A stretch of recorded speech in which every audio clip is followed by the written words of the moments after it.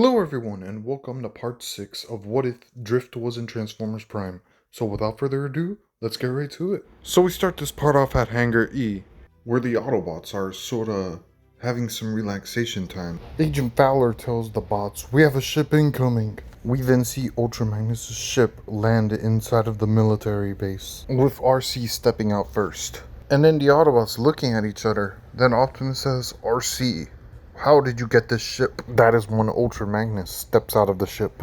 "Commander, it is great to see you. Welcome to Team Prime." "It is great to see you too, sir.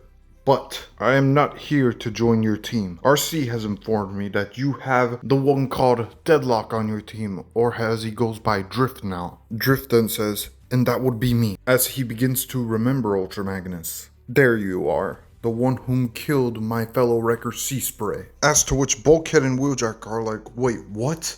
as they look at each other. As to which Ultra Magnus says, "After you left, Wheeljack, there was a battle involving some of the wreckers, Bludgeon, and Deadlock." In case you guys are wondering, they're talking about an event that played out after Bulkhead left the wreckers to join up with Optimus, and after Wheeljack deserted the wreckers once they fell under Ultra Magnus' control. So these two were not there when that happened. As to which Drift then remembers, "I made many mistakes as a Decepticon. Killing your friend Sea Spray was not by choice, but by my master Bludgeon's command, and I'm sorry. Sorry will not cut it." As to which RC then says, "Now, we're gonna kill you, and we'll be on our way." As to which Optimus then says, "Enough, you two. You are acting selfishly. Drift is no longer Deadlock. Optimus, please stay out of our way, so we may seek revenge on our fallen soldiers." Optimus then says, "No, revenge will not bring back those we had lost."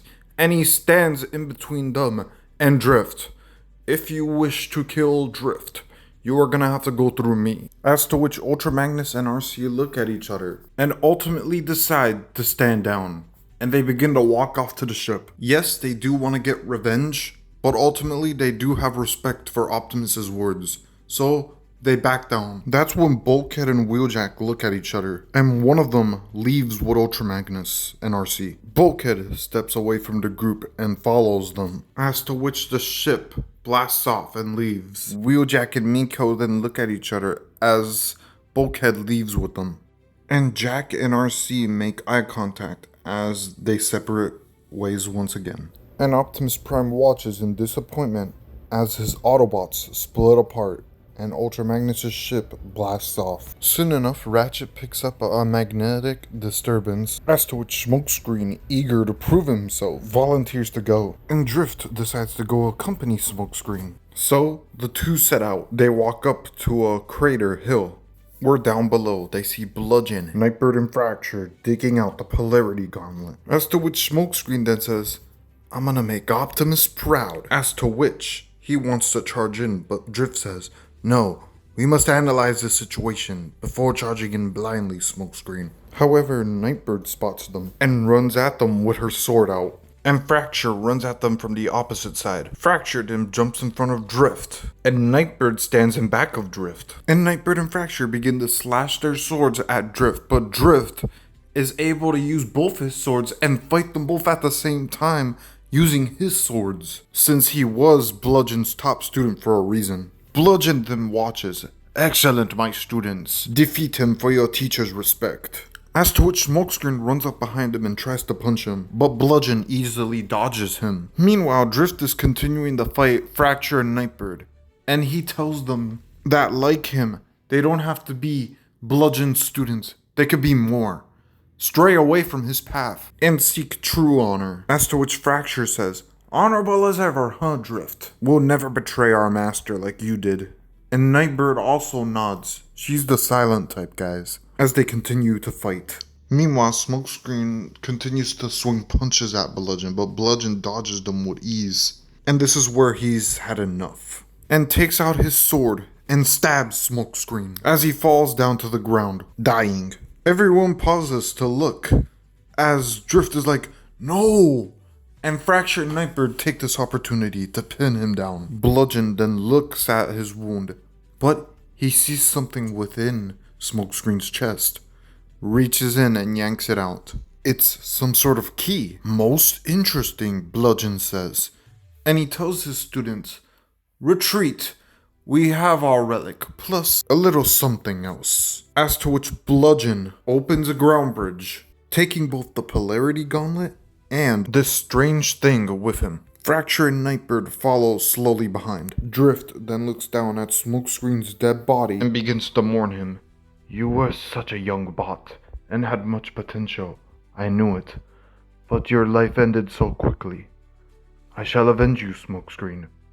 Honorably. And now we get to the Harbinger, where Bumblebee, Optimus, and Wheeljack are fighting off Knockout, Soundwave, and Breakdown for the Immobilizer. And with Bumblebee fighting Knockout, Wheeljack fighting Breakdown, and Optimus fighting Soundwave, Optimus Prime is there, and they're able to drive those Decepticons away and successfully claim the Immobilizer with really no trouble at all. Because if any Autobot was immobilized, they would have been able to clear out the effects just like in canon. And as the three return to base, they see Ratchet and Drift mourn outside and say Smokescreen's body down on the ground dead. And Optimus decides to hold a funeral. A young soldier, lost to the ravages of war. However, he fought well and shall be remembered. He shall be remembered. And later on informs Optimus that the Decepticons had yanked something out of his chest. Some sort of key. A key?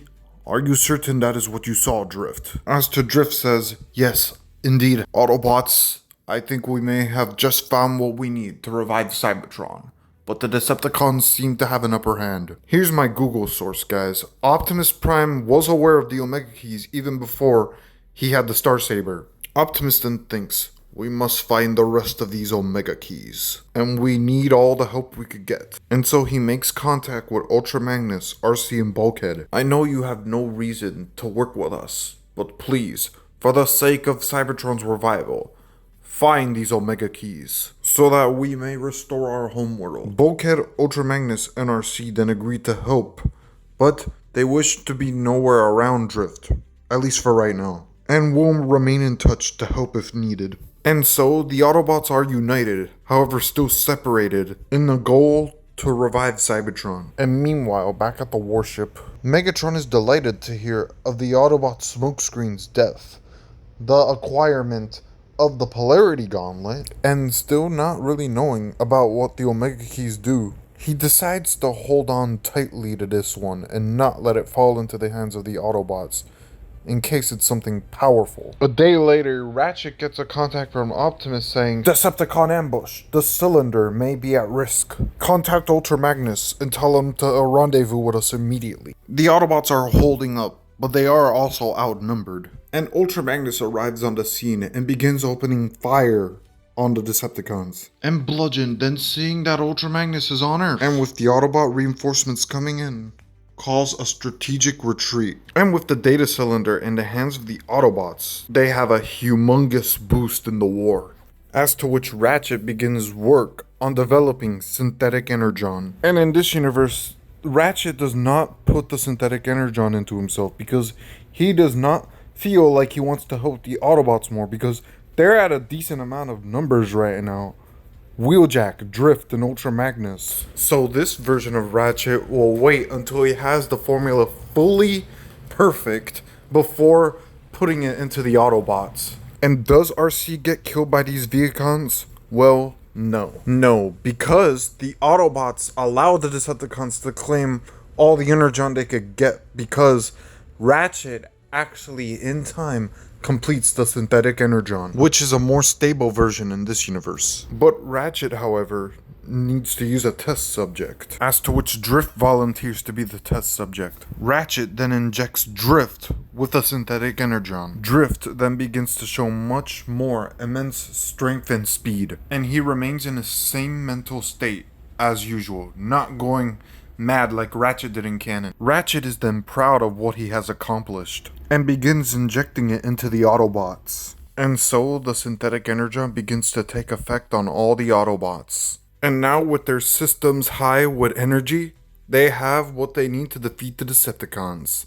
However, they must deal with something beforehand, for an ancient being is about to emerge. And that's where I'm going to leave it off here, everybody. Hopefully you guys enjoyed part 6. And I'll see you guys in part 7.